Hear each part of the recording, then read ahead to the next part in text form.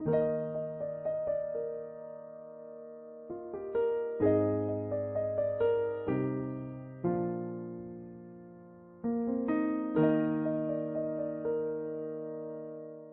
us turn our Bible to Revelations chapter 17. வெளிப்படுத்தின விசேஷம் 17ஆம் அதிகாரம். The first 5 verses. முதல் 5 வசனங்கள். ஏழு கலசங்களையுடைய அந்த ஏழு தூதரில் ஒருவன் வந்து என்னோடு பேசி, திரளான தண்ணீர் மேல் உட்கார்ந்திருக்கிற மகா வேசியோடு பூமியின் ராஜாக்கள் வேசித்தனம் பண்ணினார்களே, அவர்களுடைய வேசித்தனமாகிய மதுவால் பூமியின் குடிகளும் வெறி கொண்டிருந்தார்களே, அவளுக்கு வருகிற ஆக்கினையை உனக்கு காண்பிப்பேன் என்று சொல்லி ஆவிக்குள் என்னை வனாந்திரத்திற்கு கொண்டு போனான். அப்பொழுது 7 தலைகளையும் 10 கொம்புகளையும் உடையதும் தூஷணமான நாமங்களால் நிறைந்ததுமான சிவப்பு நிறமுள்ள மிருகத்தின் மேல் ஒரு ஸ்திரீ ஏறியிருக்க கண்டேன். அந்த ஸ்திரீ இரத்தாம்பரமும் சிவப்பான ஆடையும் தரித்து பொன்னினாலும் இரத்தினங்களாலும் முத்துகளினாலும் சிங்காரிக்கப்பட்டு தன் வேசித்தனமாகிய அருவருப்புகளாலும் அசுத்தத்தாலும் நிறைந்த பொற்பாத்திரத்தை தன் கையிலே பிடித்திருந்தார். மேலும் ரகசியம் மகா பாபிலோன், வேசிகளுக்கும் பூமியில் உள்ள அருவருப்புகளுக்கும் தாய் என்னும் நாமம் அவள் நெற்றியில் இருந்தது. Right, okay. Now last week I shared with you that this was about the last or final judgment that is going to come upon this world. கடந்த வாரம் நம்ம கவனித்த வண்ணமாக இந்த உலகத்திற்கு மேலாக வரப்போகிற கடைசி நியாய தீர்ப்பை குறித்து நான் உங்களோடு பகிர்ந்து கொண்டேன். The first set of judgment deals with the 7 seals. இந்த நியாய தீர்ப்பானது முதல் பகுதியானது 7 முத்திரைகளை கொண்டதாக இருக்கிறது. The second set of judgment deals with the 7 trumpets. இரண்டாவது நியாய தீர்ப்பான இரண்டாவது பகுதி நியாய தீர்ப்பானது 7 எக்காளங்களை குறித்ததாக. So this is the final set of judgment, that is the 7 bowls of judgment. இந்த கடைசி பகுதியாய் இந்த நியாய தீர்ப்பிலே 7 கலசங்களை குறித்து எழுதுகிறார். Now after the 7th bowl, the Bible promises that the Lord will judge 7வது கலசம் Babylon. ஊற்றப்பட்ட பிறகு தேவன் மகா பாபிலோனை நியாயம் தீர்ப்பார் என்று நாம். Now Babylon is called the great prostitute. இந்த பாபிலோனது மகா வேசி என அழைக்கப்படுகிறது. This is actually the system or the world system that controls the world. அதற்கு என்ன அர்த்தம் என்றால், இப்பொழுது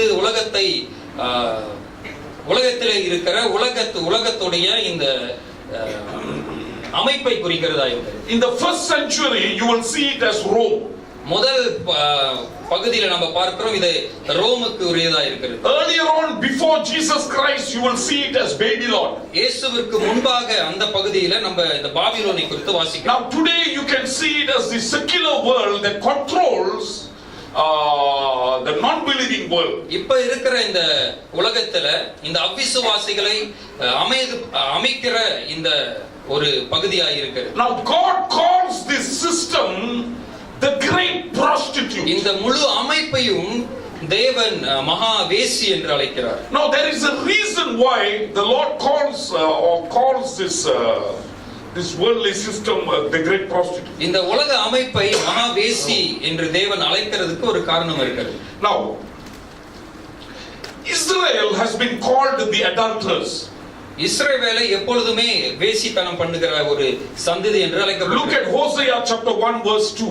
ஹோசேயா 1வது அதிகாரம் 2வது வசனம்.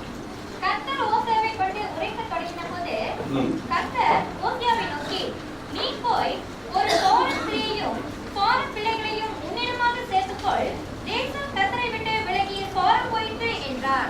So he says the nation has forsaken the Lord and has gone into adulterous affairs. தேசம் உலகத்தை தேவனை மறந்து இந்த வேசித்தனத்திற்குள்ளாய் போய்விட்டது என்று சொல்கிறார். Every time Israel leaves God and moves away, the Lord calls it prostitution. ஒவ்வொரு தடவையும் இஸ்ரவேல் தேவனை விட்டு விலகி போகும் பொழுது தேவன் இஸ்ரவேலை பார்த்து விபச்சாரி என்று அழைக்கிறதா. Now this prostitution is I would say it has its own characteristic. இது அந்த குணாதிசயத்தை வெளிப்படுத்துகிறதா இருக்கிறது. It is sort of a spirit that comes with a particular characteristic. இந்த ஒரு குணாதிசயத்தை உடைய இந்த ஆவியை குறிக்கிறதா இருக்கு. Now let us turn to a lengthy passage. Let us turn to Proverbs. இந்த நீதிமொழிகளுக்கு திருப்பிக் கொள்வோம். Chapter 7, 7வது அதிகாரம் 10 to 20. 10 லிருந்து 20 வரை. அப்பொழுது இதோ வீட்டின் ஆடை ஆபரணம் தரித்த தந்திரமுள்ள ஒரு ஸ்திரீ அவனுக்கு எதிர்பட்டாள். அவள் வாயாடியும் அடங்காதவளுமானவள். அவள் கால்கள் வீட்டிலேயே தரிக்கிறதில்லை. சில வேளை வெளியில் இருப்பாள், சில வேளை வீதியில் இருப்பாள், சந்தங்கள் தோறும் பதிவிருப்பாள். அவள் அவனை பிடித்து சுத்தம் செய்து முகம் நாடாமல் அவனை பார்த்து, சமாதான பலிகள் என்மேல் சுமந்திருந்தது, இன்றைக்கு தான் என் பொருத்தனைகளை நிறைவேற்றினேன். ஆதலால் நான் உன்னை சந்திக்க புறப்பட்டு உன் முகத்தை ஆவலோடு தேடினேன். இப்பொழுது உன்னை கண்டுபிடித்தேன். என் மஞ்சத்தை ரத்தின சம்பளங்களாலும் எகிப்து தேசத்தில் விசித்திரமான வெள்ளிய வஸ்திரங்களாலும் சிங்காரித்தேன். என் படுக்கையை வெள்ளை பழத்தாலும் சந்தனத்தாலும் இலவங்க பட்டையாலும் வாசனை காட்டினேன். வா, விடியற் காலம் வரைக்கும் சம்பவமாய் இருக்கும், இன்பங்களினால் பூரிப்போம். புருஷன் வீட்டிலே இல்லை, தூர பிரயாணம் போனான். பணப்பையை தன் கையிலே கொண்டு போனால் குறிக்கப்பட்ட நாளிலே வீட்டுக்கு வருவான் என்று சொல்லி. Okay, listen to this passage carefully. இந்த பகுதியை ரொம்ப கவனமா கவனிங்க. I want to share with you another one or two more verses from this particular இந்த passage. பகுதியில இருந்து இன்னொரு சில 2 வசனங்களை நான் உங்களோடு சொல்ல இருக்கிறேன். Now, this is the spirit of this world. இந்த உலகத்தில் இருக்கிற ஆவியை குறித்து இது This is the குறிக்கிறதா இருக்கு. spirit of prostitution that prevails in this world. இந்த உலகத்துல அளவுக்கு அதிகமாய் இருக்கிற விபச்சாரத்தின் ஆவியை குறித்து பார்க்கிறோம். Okay, let us look into one or two verses. ஒரு 2 சில வசனங்களை Look at verse 15. 15வது வசனத்தை கவனிங்க. ஆதலால் நான் உன்னை சந்திக்க புறப்பட்டு I came out to meet you. நான் உன்னை சந்திக்க புறப்பட்டேன். உன் முகத்தை ஆவலோடு தேடினேன்.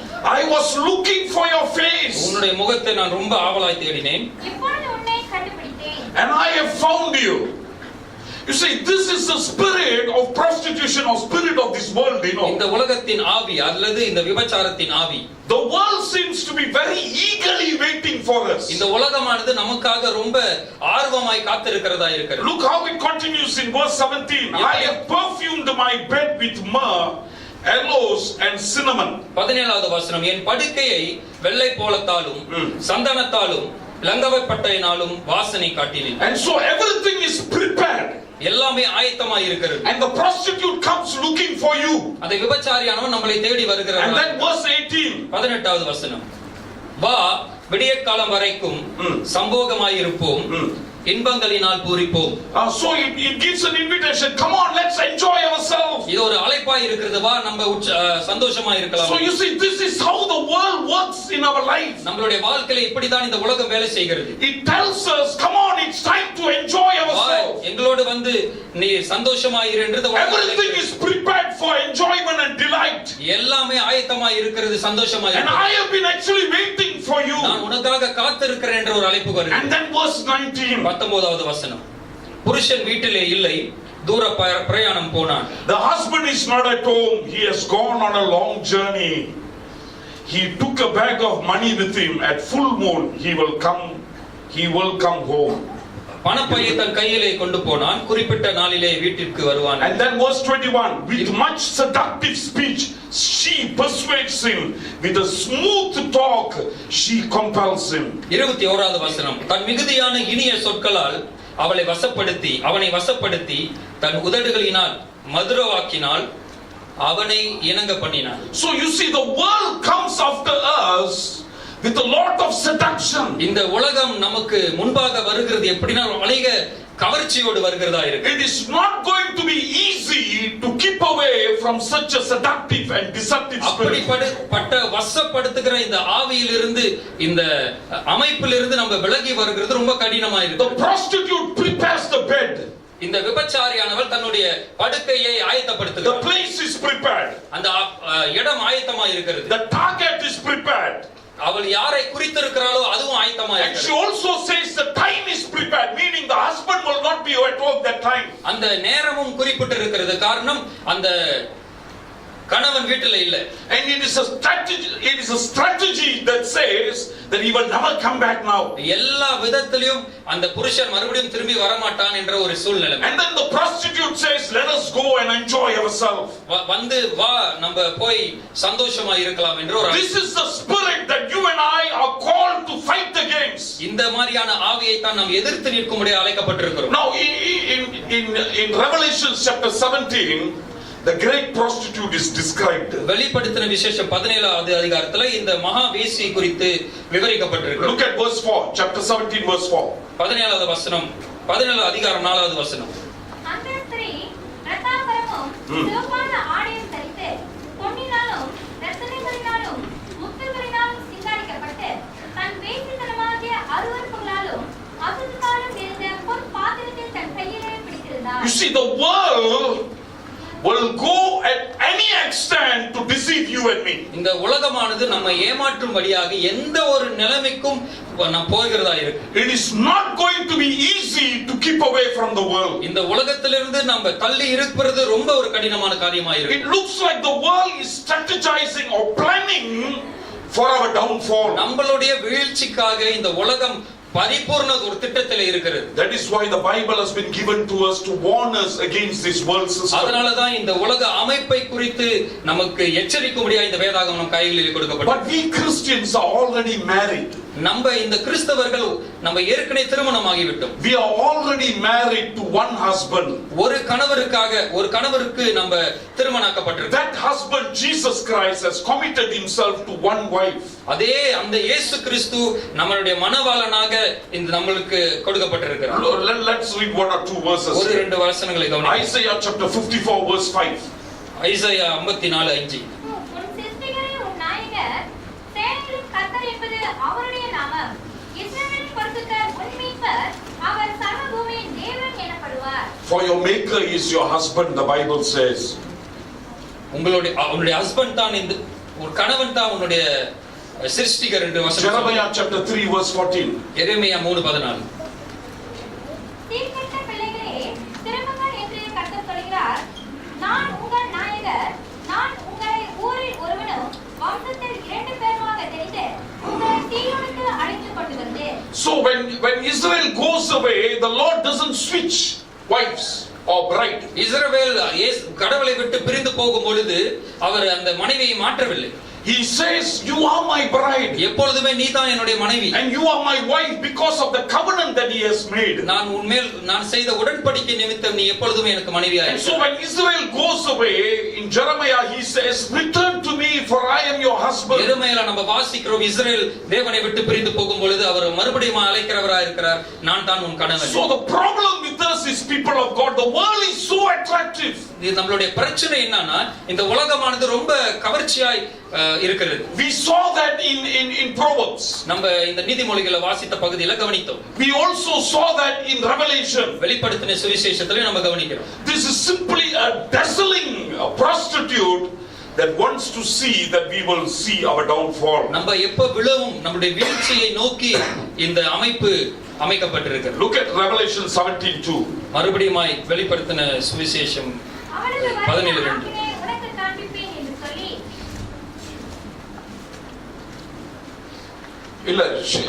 the kings and the people of the earth committed adultery with her. அது எத்தனாவது வசனம்? 3. பூமியின் ராஜாக்கள் வேசித்தனம். ஓ 1வது வசனமா? சரி, ஓகே. தமிழ்ல 1, ஆங்கிலத்துல 2. சரி, ஓகே, படிங்க. 7 கலசங்களுடைய அந்த 7 தூதரில் ஒருவன் வந்து என்னோடு பேசி, நீ வா, திரளான தண்ணீர்கள் மேல் உட்கார்ந்திருக்கிற மகா வேசியோடே பூமியின் ராஜாக்கள் வேசித்தனம் பண்ணினார்களே, அவளுடைய வேசித்தனமாகிய மதுவால் பூமியின் குடிகளும் பெருகிக்கொண்டிருந்தார்களே. So the Bible says the kings of this world commit adultery with her. வேதாகமம் சொல்லுகிறது இந்த பூமியின் ராஜாக்கள் இந்த விபச்சாரியோடு வேசித்தனம் பண்ணினார்கள். You see, it says that this prostitute is so attractive that even the kings of this world, the rulers of this world who are supposed to be wise, have fallen for her. இந்த விபச்சாரி அவ்வளவு ஒரு கவர்ச்சியாய் வசீகரமாய் இருக்கிறதுனாலே இந்த உலகத்தின் ராஜாக்கள் கூட அவளோடு வேசித்தனம் பண்ணும்படியா இழுக்கப்பட்டார். And it also says that the people of the earth have committed adultery with her. வேதாகமம் அப்படியும் சொல்லுகிறது இந்த உலகத்தின் மக்களும் கூட இந்த வேசியோடு வேசித்தனம் பண்ணினார். Now listen very carefully. ரொம்ப கவனமா கவனிங்க. There's a great prostitute, இங்க ஒரு மகா வேசி இருக்கிறாள். and it looks like she is very very attractive according to the scriptures. இந்த வேதாகத்தின் பிரகாரமாக ரொம்ப ஒரு வசீகரமா இருக்கிற ஒருவர். The kings of this world, the rulers of this world, and the people of this world have fallen for her. இந்த உலக ராஜாக்கள், உலக ஆளுநர்கள், உலகத்தின் மக்கள்கள் இந்த விபச்சாரிக்கு விழுந்திருக்கிறார்கள். You see, it is in this context that you and I are believers. இந்த குறிப்பிலே நீங்களும் நானும் விசுவாசிகளாய் இருக்கிறோம். It is in this context that God calls us to be separate from this world. இந்த அமைப்பிலே தான் தேவன் நம்மை இந்த உலகத்திலிருந்து பிரிந்து வரும்படியாக அழைக்கிறார். Now, and the Bible also says in 1 Corinthians that the Lord chose the weak and the foolish. இந்த 1 கொரிந்தியர் நம்ம வாசிக்கிறோம், தேவன் மதியீனர்களையும் பலவீனர்களையும் தெரிந்து கொண்டிருக்கிறார். So you look at this, get the whole picture. இந்த முழு அமைப்பையும் நீங்க கவனிங்க. The whole world is here, இந்த முழு உலகமும் இங்க இருக்கிறது, filled with the royals, the kings, the rulers, the rich, the very very highly educated, the affluent, and also the poor people. ராஜாக்கள் இருக்கிறார்கள், ஆளுநர்கள் இருக்கிறார்கள், எல்லாருக்கும் மத்தியிலே ஜனங்களும் இருக்கிறார்கள். And then there are philosophers, there are rich people, wise people, and then there are foolish people. ஞானிகளும் இருக்கிறார்கள், தத்துவ ஞானிகளும் இருக்கிறார்கள், அதே சமயத்துல முட்டாள்களும் இருக்கிறார்கள். For their whole destruction there is a great prostitute, the Bible says. இந்த முழு அழிவுக்கும் வீழ்ச்சிக்கும் எதிராக சாதகமாக ஒரு விபச்சாரி இருக்கிறார். And this great prostitute is the world system. இந்த விபச்சாரி எதை குறிக்கிறது என்றால் இந்த உலக அமைப்பை குறிக்கிறதா இருக்கிறது. Controlled by the devil.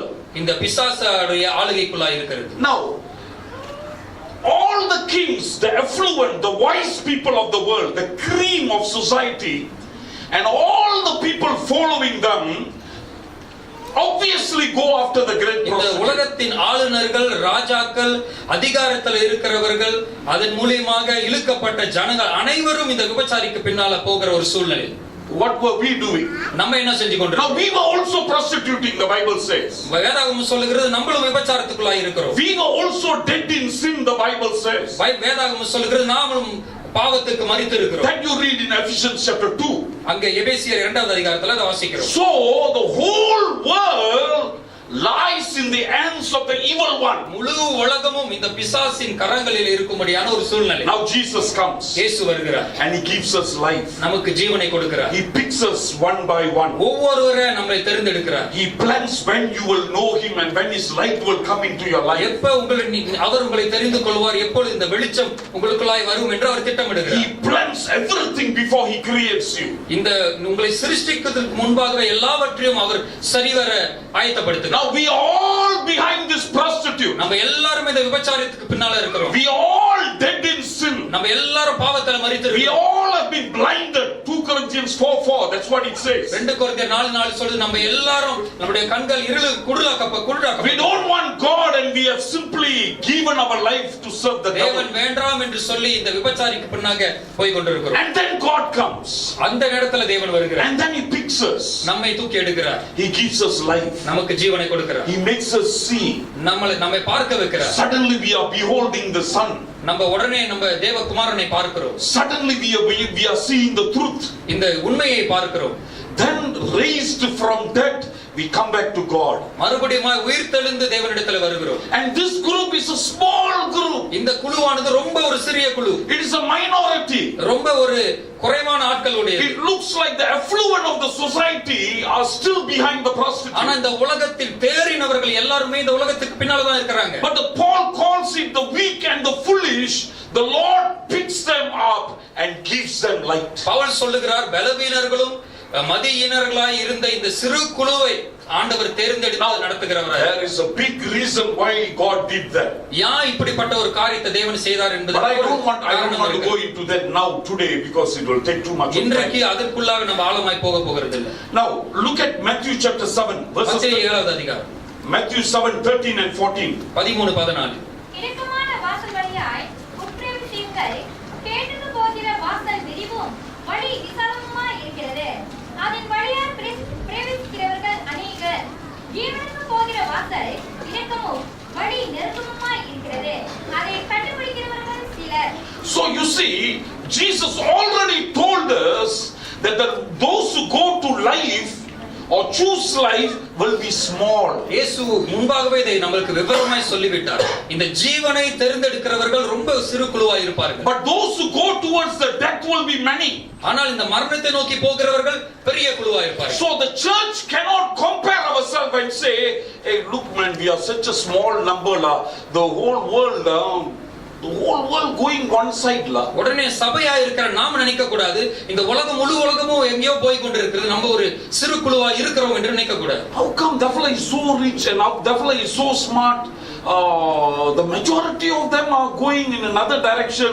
Only a small group are worshipping God. எப்படி இவன் ரொம்ப பணக்காரனா இருக்கிறான், எப்படி இவ்வளவு ஒரு ஞானியா இருக்கிறான், இந்த முழு உலகமும் இந்த உலகத்திற்கு பின்னால போய் கொண்டிருக்கிறது, நம்ம ஏன் ஒரு சிறு குழுவா இருக்கிறோம்? All the people that we admire, the sports stars, the TV stars or the movie stars or whoever the intelligent people in this world that you admire seems to have no regard for God at all.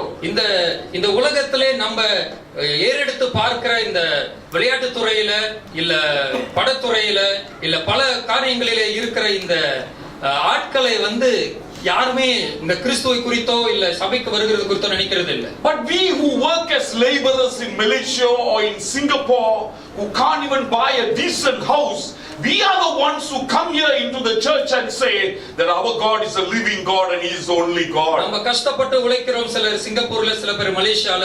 நம்ம உழைத்து இருக்கிற இப்படிப்பட்ட நாம் தான் இந்த சபைக்கு தேவனை உண்மையுள்ளவர் என்று ஆராதிக்கிறோம். Sometimes you feel like you are so insignificant. சில நேரத்துல நம்ம நினைக்கிறோம், என்னடா நம்மளுக்கு ஒரு மரியாதையே இல்லை என்ற ஒரு சூழ்நிலையா இருக்கு. Sometimes you feel that you are so small.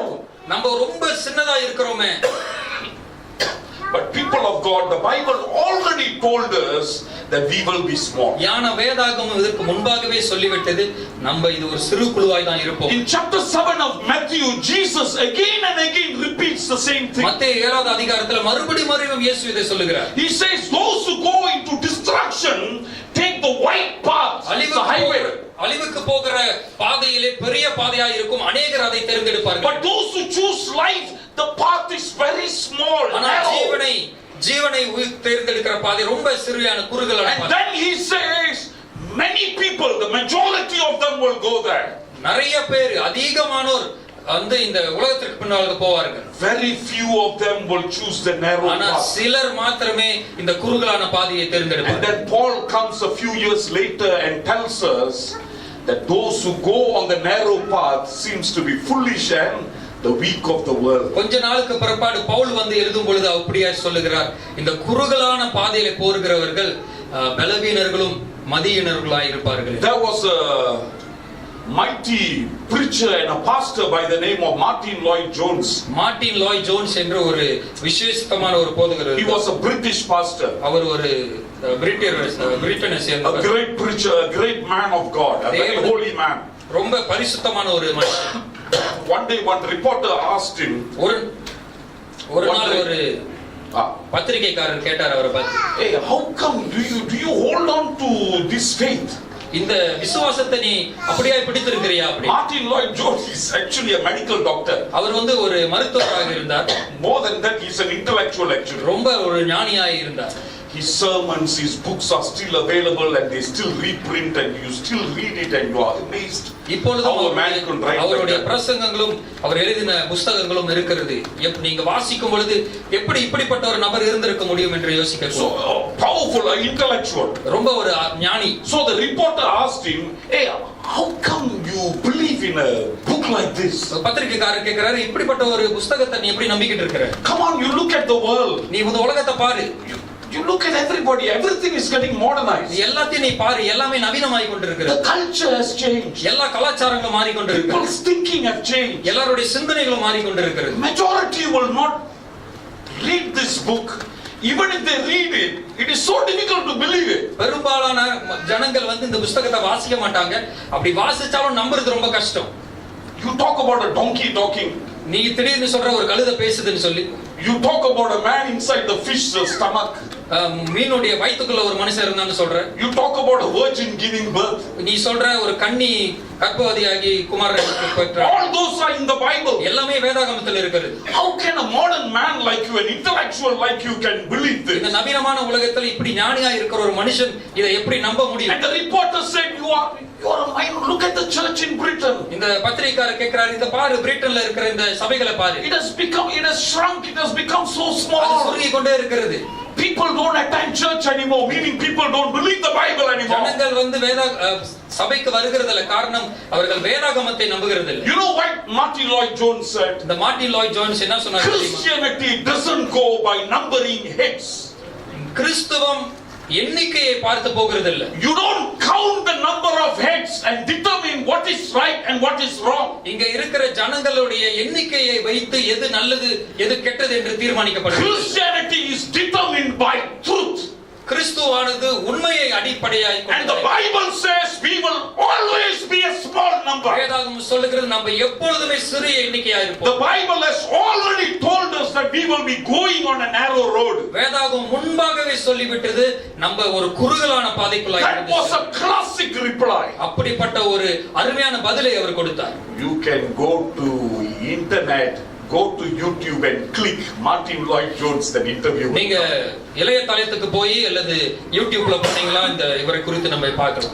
So people of God, we live in a very bad world. நம்ம ஒரு மோசமான ஒரு உலகத்துல வாழ்ந்து கொண்டிருக்கிறோம். And in this bad world, we will be a small number that will be called upon to stand against the tide. இந்த மோசமான உலகத்திலே இந்த ஒரு பெரிய கஷ்டமான கடினமான ஒரு உலகத்திற்கு நேராய் நம்ம நின்று கொண்டிருக்கிறோம். More than ever, the 21st century is a very bad 21ஆம் நூற்றாண்டு எல்லா காரியங்களையும் நூற்றாண்டுகளை பார்க்க ரொம்ப மோசமா இருக்கிறது. Look at abortion.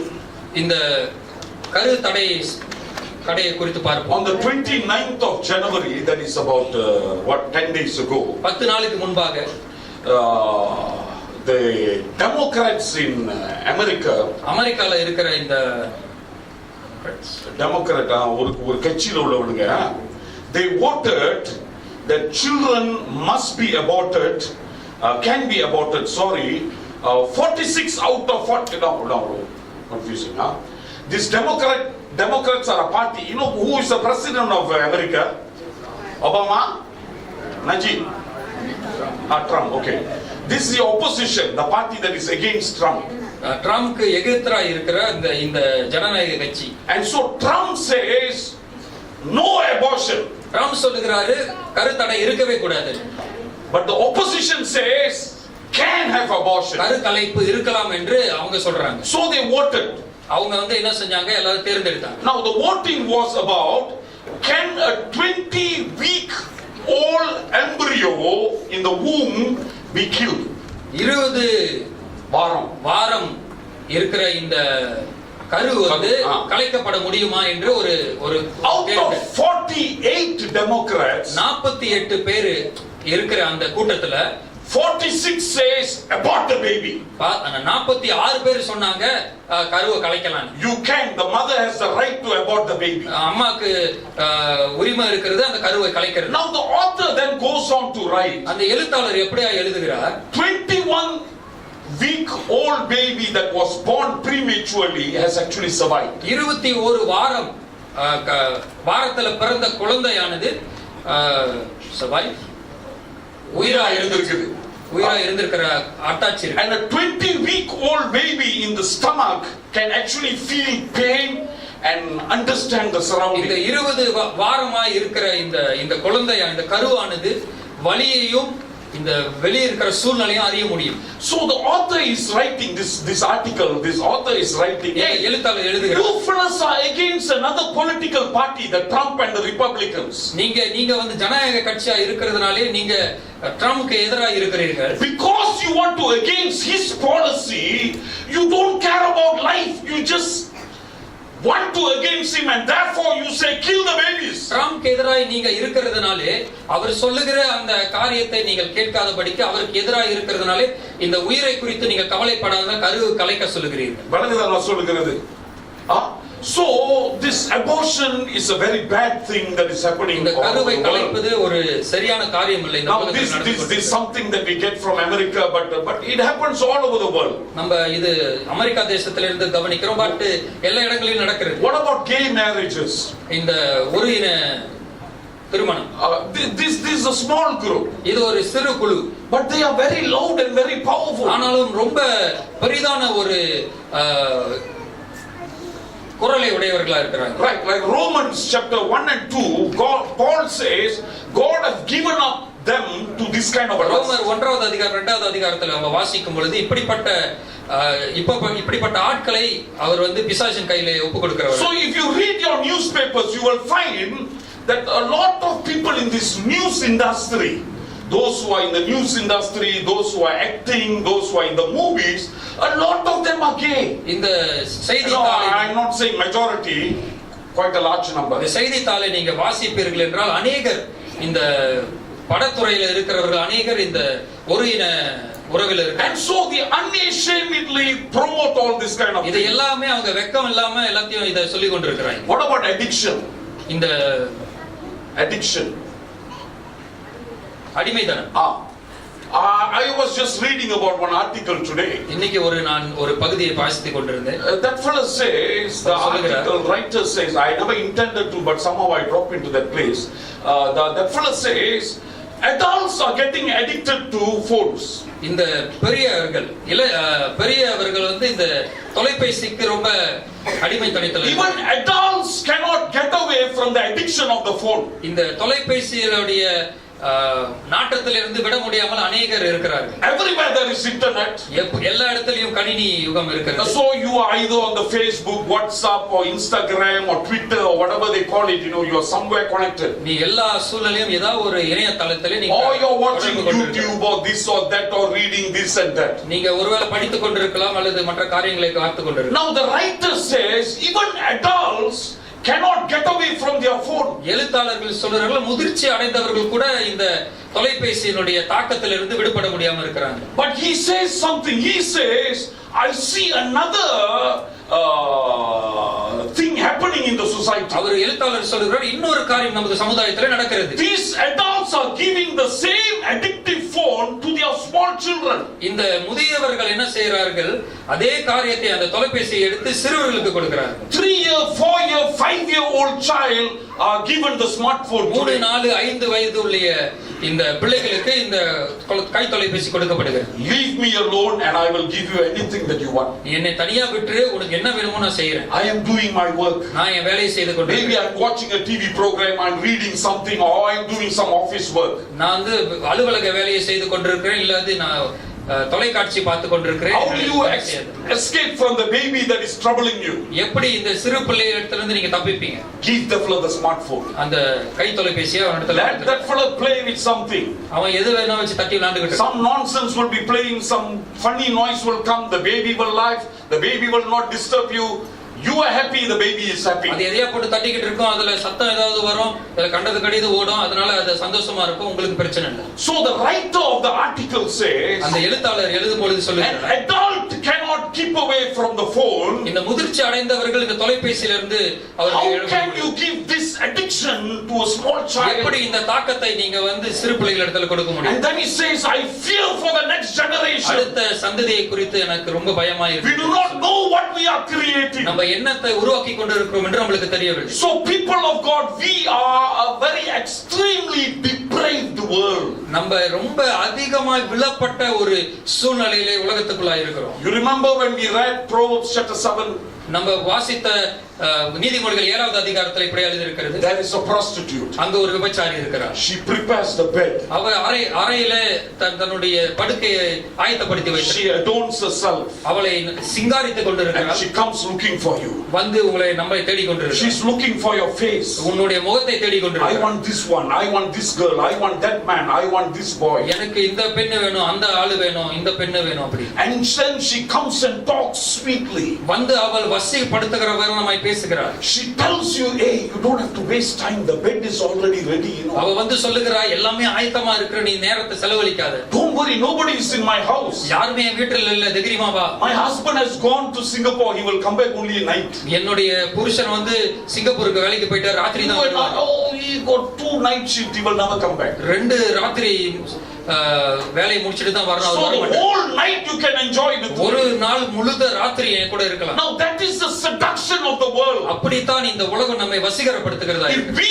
adults cannot escape, நம்ம முதிர்ச்சி அடைந்தவர்கள் இதிலிருந்து தப்பிக்க முடியாவிட்டால் how are our children going to எப்படி escape? நம்முடைய பிள்ளைகள் இதிலிருந்து தப்ப போகிறார்கள்? That's why the Bible says, train up the child in the way that he should go, and then when he is grown up, he will not depart from it. அதனால தான் வேதாகமம் சொல்கிறது, அவன் வளர வேண்டிய வாழ்க்கையிலே அவனை வளர்த்து கொண்டு வரும் பொழுது, அவன் வளரும் பொழுது அவன் அதிலே தவற மாட்டான். One more thing. இன்னொரு காரியம், One side the world is depraved. ஒரு பகுதியில இந்த உலகம் விழுந்து போய் கிடக்கிறது. On the other side, I also see a church that is very, very weak. இன்னொரு பகுதியில் நம்ம பார்க்கிறோம், திருச்சபைகள் ரொம்ப பலவீனமா இருக்கிறது. Generally, the church is very weak.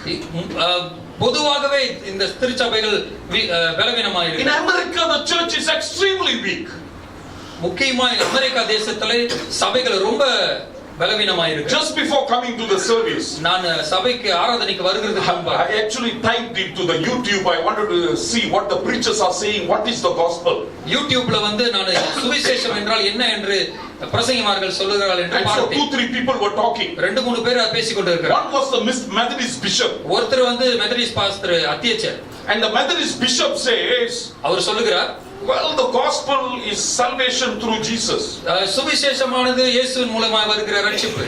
And then the interview, the guy asked, that means can others cannot be saved? அந்த நிகழ்ச்சி நடத்துகிறவர் கேட்கிறாரு அவரை பார்த்து, அப்பனா மற்றவர்கள் சேர்த்துக் கொள்ளப்பட முடியாதா? காப்பாற்றப்பட முடியாதா? What about the Jews or the atheists? You mean to say they cannot be saved? யூதர்கள் இல்ல நாஸ்திகர்கள் இருக்கிறார்கள், தேவன் இல்லை என்று சொல்லுகிறவர்கள், அவர்கள் காப்பாற்றப்பட முடியாதா? You know what the bishop says? என்னதம் நம்மள The bishop says no. அத்தியட்சர் சொல்லுகிறார் முடியாது. No, he says no, they can be saved. அவர் சொல்லுகிறாரு முடியும் அவங்களும் சேர்க்கப்படலாம். Because God is very loving. கடவுள் வந்து ரொம்ப அன்பானவர். For the Christians he gives Christ. கிறிஸ்தவர்களுக்காக இயேசுவை கொடுத்தார். For them he gives somebody else. உங்களுக்காக வேற ஒருத்தர் கொடுத்தார். For another religion he gives somebody else. மதத்திற்காக இன்னொரு வார்த்தை கொடுத்தார். God is very loving. அவர் ரொம்ப அன்பானவர். Finally he will take everybody to heaven. கடைசியா இறுதி நாட்கள் எல்லாத்தையும் கொண்டு போய். No, that comes from the Methodist bishop. I don't know when this interview was given. I just saw it. இது வந்து ஒரு மெத்தடிஸ்ட் அத்தியட்சரால் சொல்லப்பட்ட ஒரு காரியம். What about our local church in Malaysia? இந்த மலேசியால இருக்கிற நம்மளுடைய திருச்சபைகள், I think we are also going down the drains. நம்மளும் அப்படியே தான் அந்த அல்லூரை நோக்கி போய்கிட்டு இருக்கிறோம். We allow everything. நம்ம எல்லாத்தையும் விடுறோம். Anything that comes is okay. எதெல்லாம் வருதோ நம்ம வழியில எல்லாமே பரவாயில்லை. Anything that works must be right. That is our policy. எதெல்லாம் வேலை செய்தோ அதெல்லாம் சரியா இருக்கு. The congregation doesn't even know whether the pastor is preaching the truth or a lie. சில நேரத்துல சபையார்களுக்கு ஒண்ணுமே விளங்காது, ஒண்ணுக்கு இருக்கிற போதகர் என்னதான் சொல்றாரு. How many of them have come and told me, Pastor, I go to that preacher, the flow also talking like you, talking like you. என்கிட்ட வந்து சொல்றாங்க, பாஸ்டர் நான் அங்க போனேன், அந்த பிரசங்கியார் நல்லா உங்கள மாதிரியே பேசுறாங்க. No, I hear that always. எப்பொழுதுமே நான் அதை கேட்கிறேன். Every time I see somebody as a wrong preacher or a false preacher, எப்பலாம் ஒரு பிரசங்கியார் வந்து தவறா போதிக்கிறார் என்று நான் பார்க்கிறேனோ, when people go there and then meet me, ஆனா ஜனங்கள் அங்க போயிட்டு வந்து என்ன பார்க்கும் பொழுது, and then I ask them, hey, you went for that meeting, that first meeting? அப்ப நான் கேக்குறேன், நீ அந்த கூட்டத்துக்கு போனியா அப்படின்னு. And then I ask him, how was it? எப்படி இருந்துச்சு அந்த கூட்டம்? Very nice, pastor. ரொம்ப நல்லா இருந்துச்சு pastor. He preached also same like you. Panni. No, he doesn't preach like me. என்ன மாதிரி அவர் கண்டிப்பா பிரசங்கம் பண்ணிருக்க மாட்டார். You understand what I mean? விளங்குதா உங்களுக்கு? So I then realize, அப்பதான் நான் உணர்கிறேன், we have a congregation. நமக்கு இருக்கிற சபையார்கள், if a preacher runs from left to right, right to left, ஒரு பிரசங்கியார் அப்படியே வலது பக்கம் இடது பக்கம் ஓடுனா, he must be right. உடனே அவர் சரி முடியும். If a preacher raises up a hand and 10 people fall down, அவர் கையை தூக்கும்போது 10 பேர் கீழே விழுந்தாங்கன்னா, he must be right. அவர் சரியா இருக்கிறார். When a preacher leads songs, ஒரு பிரசங்கியார் பாடலை பாடும் பொழுது, and all the useless fellows stand up and dance, correct தான சொல்றீங்க? முன்னுக்கு வந்து எல்லாரும் ஆடி அவரை துதிக்கிறத பார்த்துறோன்னு, he must be right. உடனே நம்ம என்ன You நினைச்சிரோம்? understand what I mean? உங்களுக்கு விளங்குதா நான் என்ன We சொல்றேன்? are in a problematic place, you know. நம்ம ஒரு மோசமான நிலைமையில இருந்து The கொண்டிருக்கிறோம். people in the congregation doesn't even know what is right and wrong. சபையாருக்கு நிலைப்படுத்த முடியல எது சரி எது தவறு என்று. As long as it sounds nice, it is all right. எல்லாமே கேட்கறதுக்கு நல்லா இருந்துச்சா போதும். சரியா? Very finding it difficult to preach today. இன்னைக்கு எனக்கு கொஞ்சம் கஷ்டமா இருக்கு. No, you know why? I went for lunch to a shop. நான் ஒரு சாப்பிட போன ஒரு கடைக்கு. After church, I went for lunch. Church It's a முடிஞ்ச உடனே Chinese shop. சீனா கடைக்கு போனா. The husband and wife fighting. Big fight. அந்த கணவனுக்கும் மனைவிக்கும் சண்டை. Now the Nazi economy, you know, lot of food will be there. அங்க அந்த நாசி சம்போர்ல நிறைய ஐட்டங்கள் இருக்கும். So I asked the man, hey, only a few dishes there today. கொஞ்சம் சாப்பாடு தான் இருந்துச்சு. I asked the man, what happened? என்னாச்சு? ஏன் கொஞ்சம் தான் இருக்குன்னு கேட்டாரு. He said, what you know? Like that. Then I saw a Chinese lady. Then the Chinese lady. I assume they husband and wife lah. நான் நினைக்கிறேன் அவங்க கணவன் மனைவி. So the Chinese lady served.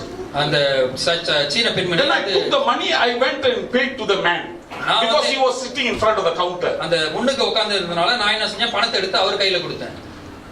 He said, அவன் சொன்னா முடியாது அங்க போய் முடியாது. So I paid to her and I came back. நான் போய் அங்க கொடுத்துட்டு வந்துட்டேன். So I knew there was war between the man and the woman. எனக்கு அப்பவே தெரிஞ்சிருச்சு இந்த ஆணுக்கும் பெண்ணுக்கும் மாபெரும் யுத்தம். So who cares they fight love? I came and ate the meal. So யாருக்கு இப்ப என்ன பிரச்சனை? அவங்க சண்டை போட்டா என்ன? From that time I couldn't sleep. I feel like vomiting. Even now I feel like vomiting. I won't vomit, don't worry. என்னால தூங்க முடியல. இப்ப கூட வாந்தி வரும் போல இருக்குது. Now the problem is என்ன பிரச்சனைனா there is also a war going on in the office. இந்த அலுவலகத்திலயும் ஒரு சண்டை ஓடிக்கொண்டிருக்குது. ஒரு பெரிய மாபெரும் I am scared that they will poison me tomorrow. எனக்கு பயமா இருக்குது என்னைய விஷம் வச்சு கொன்றுவாங்க. So all the very stressful. அதனால எனக்கு ரொம்ப மன அழுத்தத்துல இருக்கு. So after I've been coughing a lot and it's அப்புறம் நான் இருமிக் கொண்டே இருக்கிறேன். So anyway, that's my story. So never mind. Let's come back to this one. I'm closing anyway. மறுபடியும் வந்து விடுவோம் இங்க. So people of God, listen very carefully. ஜனங்களை நல்லா கவனமா கேளுங்க. I pray that you will get understanding and discernment. நான் ரொம்ப ஊக்கத்தோட ஜெபிக்கிறேன் உங்களுக்கு இந்த ஞானமும் இந்த புரிந்து உணர்வும் வரணும்னு சொல்லி. No, you can go to any meeting. நீங்க எந்த கூட்டத்துக்கு போலாம். But you must be able to discern whether that fellow is speaking the Bible, the truth, or is he speaking something else? பேசுகிறவர் அதாவது பிரசங்கி இந்த வேதத்திலிருந்து வேதத்தின் அடிப்படையில தான் பேசுறாரா என்பதை நம்ம பகுத்தறிய கத்துக்கொள்ளணும். That applies to me also. எனக்கும் அது சார்ந்ததா இருக்கிறது. When I am preaching, நான் பிரசங்கிக்கும் பொழுது, when I am talking from this text, இந்த பகுதியிலிருந்து நான் உங்களுக்கு கற்றுக் you got கொடுக்கிறேன். to ask yourself, is that what the Bible says? நீங்க கேட்க வேண்டிய கேள்வி வேதாகம் இதைத்தான் சொல்லுகிறதா? Maybe I will start a class teaching you how to interpret scriptures. இந்த வேதாகமத்தை எப்படி மொழிபெயர்க்கிறது என்பதை உங்களுக்கு நான் So let me close with this. இத சொல்லி முடிக்கிறேன். Be very careful. ரொம்ப கவனமா இருங்க. Be very careful. ரொம்ப கவனமா இருங்க. Be very careful with your children. உங்களுடைய பிள்ளைகளுக்காக ரொம்ப கவனமா இருங்க. I know we all love our children. நம்ம எல்லாரும் நம்மளுடைய பிள்ளைகளை நேசிக்கிறவங்க. You know, we grew up in a very poor environment. ரொம்ப கஷ்டமான ஒரு சூழலில் நம்ம எல்லாம் வளர்க்கப்பட்டோம். Sometimes there's no fan in our room. நம்மளுடைய அறையில கூட சில நேரத்துல ஃபேன் இருந்திருக்காது. No, there's one window, you know, the door window they open. ஒரே ஒரு கதவு இருந்திருக்கும், அதுவும் இப்படி ஜன்னல் இப்படி திறக்கிற மாதிரி. And all the mosquitoes in the garden will be inside the room. எல்லா வெளிய இருக்கிற எல்லா கொசுக்களும் உள்ளுக்கு வந்துரும். So throughout the night we children used to scratch here, scratch there, that one like that, you know, morning come everywhere black. Then that's how we lived. ராத்திரி பூரா நம்ம என்ன செய்வோம், கொசு அடிச்சிக்கிட்டு சொரிஞ்சிக்கிட்டு இப்படி கஷ்டப்பட்டு கொண்டு தூங்கிக்கிட்டு. Then morning we got to get up without sleep, you know, a bag they will give us like people go for marketing. We put all the books there, carry and walk. காலையில எழிஞ்சிருவோம் தூக்கம் பத்தாம, அப்புறம் ஒரு back கொடுப்பாங்க, அதுல எல்லா புக்கையும் போட்டு தூக்கிட்டு போவோம். Trousers got no zip but got pin. சில நேரத்துல நம்மளுடைய ஸ்லோர்ல இருக்காது, பின்னலாம் வச்சு போட்டுட்டு போனோம். So that's how we worked. That's how we went to school. அப்படிதான் நம்ம பள்ளிக்கு There was no school bus. அந்த நேரத்துல பேருந்துகள்லாம் இல்ல. Father had a bicycle, one tire always punctured. அப்பா கிட்ட ஒரு ஓட்ட சைக்கிள் இருக்கும், அது எப்போதும் ஓட்டையா தான் இருக்கும். So you walk like crazy about 2 miles and walk like crazy back again. 2 mile வந்து இப்படி நடந்து போய் நடந்து வர்றதா இருக்கும். You know, and that's how we live. அப்படிதான் நம்ம வாழ்ந்து வந்தோம். And today by God's grace God has blessed us. தேவனுடைய கிருபையினாலே நம்ம இன்னைக்கு ஆசீர்வாதமா And then we have children. நமக்கு பிள்ளைகள் இருக்கிறது. Now what we want to do, we want to give them the best. நம்ம என்ன செய்ய பார்க்கிறோம்? அவங்களுக்கு சிறந்ததை கொடுக்கணும். All that we did not enjoy, we say enjoy, man. எதெல்லாம் நம்ம அனுபவிக்கல எல்லாத்தையும் நீ அனுபவிக்கணும். I am taking revenge on the old man who gave me birth. Now I will let you enjoy everything. Go ahead, enjoy everything. என்னை பெற்று போட்ட இந்த வயசான கட்டைய மேல நான் கோபமா இருக்கிறதுனால நீ உனக்கு எல்லாத்தையும் நான் செய்யறேன், நீ அனுபவி. You get the best room, you get the best bed, you get the best shirt, you get the best bag.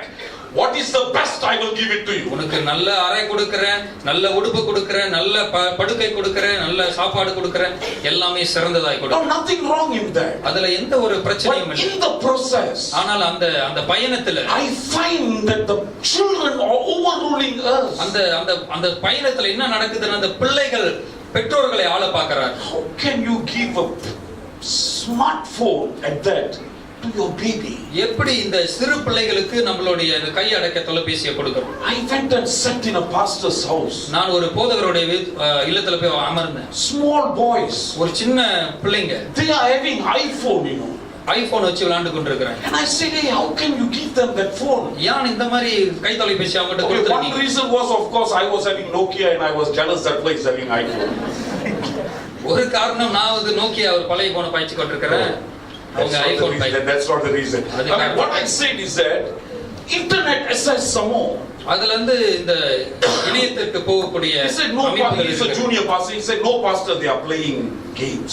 அவர் வந்து ஒரு இப்பதான் ஆரம்பித்திருக்கிற போதகர். அவர் சொல்லுங்க இல்ல அவங்க கேம் விளையாண்டுட்டு இருக்காங்க. The boys are growing up about 10 or 11 years old. 10-11 வயசு வளர்ந்து கொண்டிருக்கிறாங்க.